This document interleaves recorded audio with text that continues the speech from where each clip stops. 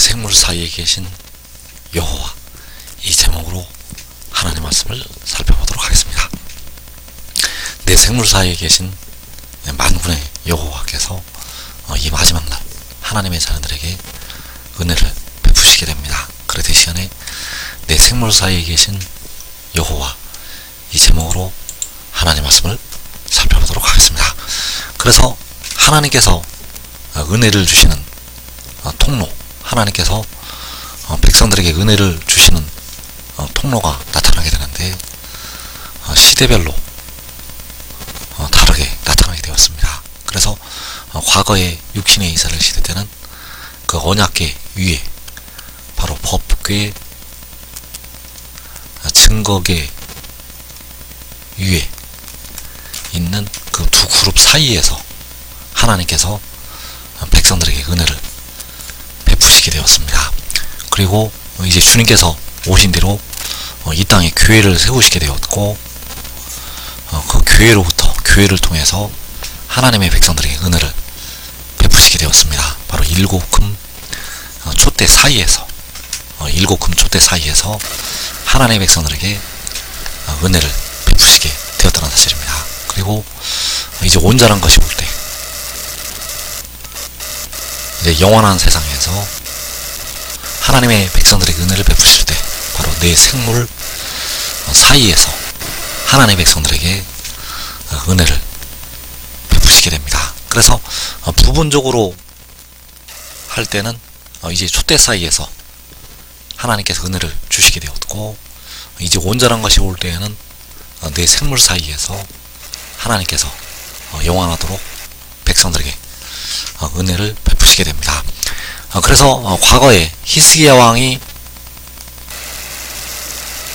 하나님 아버지께 기도를 드리게 되었습니다. 이사 37장 15절에서 여호와께 기도하여 이르되 그룹 사이에 계신 이스라엘 하나님 만군의 여호와여, 주는 천하만국의 유일하신 하나님이시라. 주께서 천지를 만드셨나이다. 여호와께 기도하는 히스기야, 그 히스기야가 기도하기를 그룹 사이에 계신 이스라엘 하나님 만군의 여호와라고 하나님을 부르고 있습니다. 바로 그룹 사이에 계신 만군의 여호와. 그래서 그룹 사이에 계셔서 하나님께서 기도를 들으시고 백성들에게 당시 육신의 이스라엘 시대에 은혜를 베푸시게 되었다는 사실입니다. 그래서 이 그룹이 가리키는 것은 바로 내 생물의 그림자가 바로 이 그룹이 되겠고, 이 내 생물이 실체가 되겠습니다. 그래서 그 내 생물이 바로 내 생물은 바로 스랍들이 된다는 사실. 그래서 이사 6장 2절에서 스랍들이 모시고 섰는데 각기 6날개가 있어 그 둘로는 자기의 얼굴을 가리었고 그 둘로는 자기의 발을 가리었고 그 둘로는 날며 서로 불러 이르되 거룩하다 거룩하다 거룩하다 만군의 여호와여. 자, 여기서 각기 6날개를 가진 스랍들이 모시고 서 있다고 말씀을 하고 있습니다. 그래서 이 스랍들이 바로 내 생물이 되겠고, 내 생물이 모시고 섰는데 각기 6날개가 있다고 말씀을 하고 있다는 것. 그래서 그 스랍들 사이에 계신 만군의 여호와,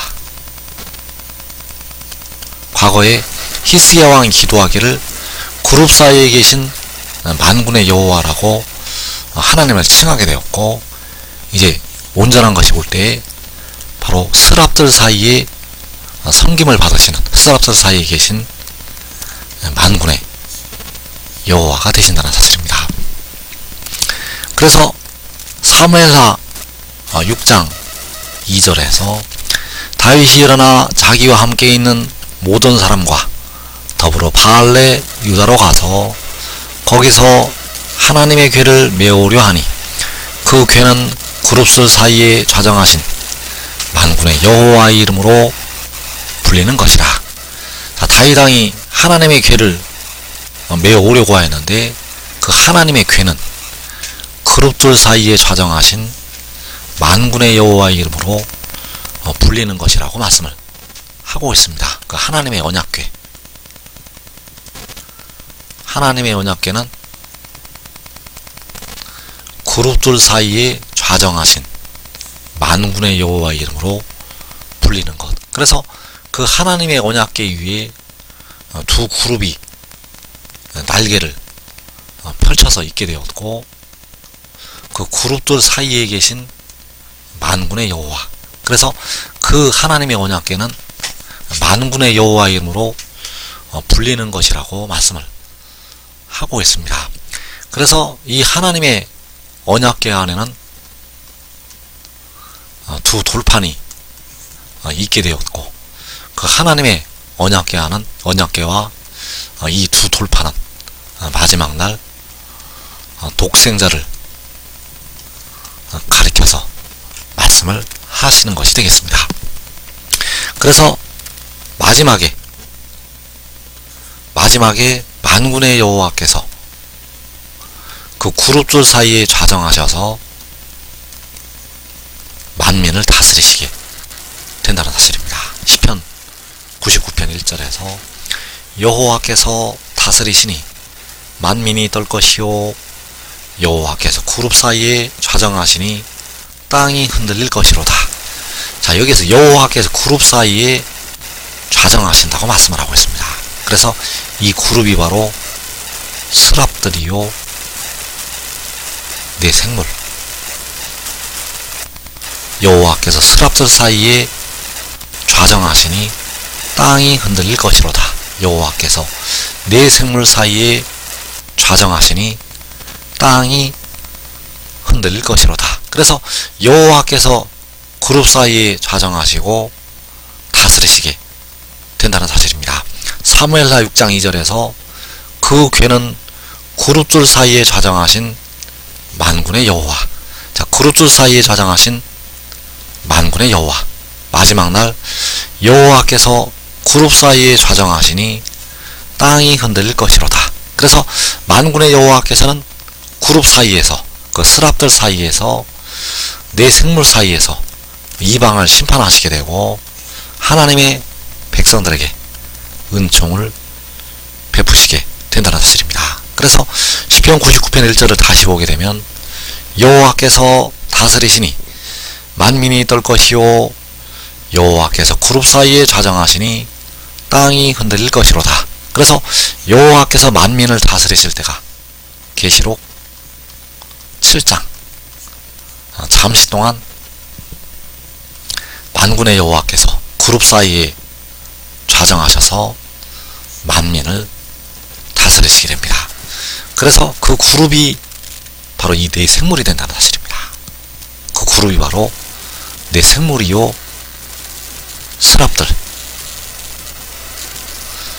그래서 계시록 15장 7절에서 내 생물 중에 하나가 영원토록 살아계신 하나님의 진노를 가득히 담은 금 대접 7을 그 7 천사들에게 주니.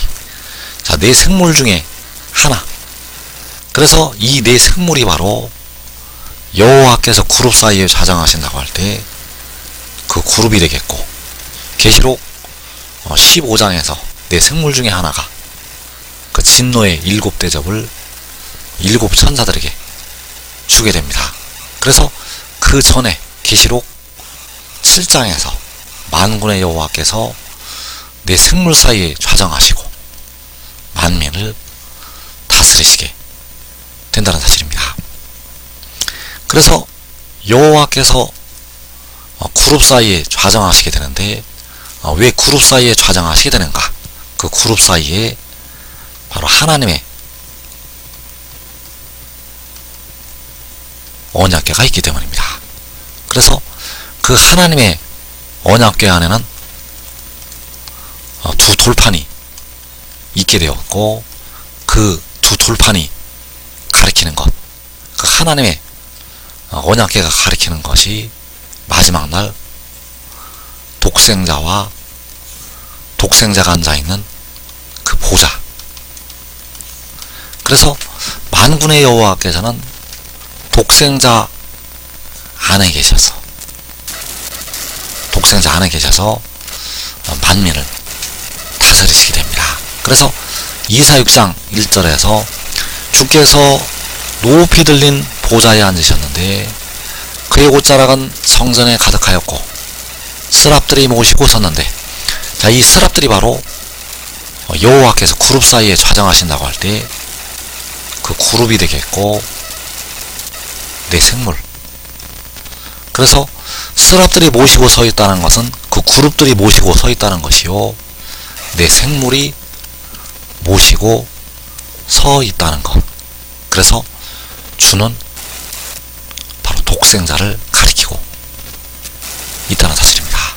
독생자가 높이 들린 보좌에 앉으셨는데 그 보좌가 바로 하나님의 언약궤. 그래서 그 보좌에 앉아서 주께서 그 보좌에 앉아 있는데 스랍들이 모시고 서 있다고 말씀을 하고 있다는 것. 그래서 만군의 여호와께서 그 높이 들린 보좌에 앉으신 독생자 안에, 주 안에 계셔서 그 스랍들로부터 찬미를 받으시고 있다는 사실입니다. 그래서 이사야에게 이 일을 보여주신 것은 마지막 날 만군의 여호와께서 그 그룹 사이에 좌정하셔서, 그 스랍들 사이에 좌정하셔서 만민을 다스리실 것을 보여주신 것이 된다는 사실입니다. 그래서 이사 6장 1절에서 주께서 높이 들린 보좌에 앉으셨는데 그의 옷자락은 성전에 가득하였고 스랍들이 모시고 섰는데, 자, 스랍들이 모시고 서 있다고 말씀을 하고 있습니다. 그래서 요한계시록 7장에서 하나님의 성전이 이 땅에 세워지게 됩니다.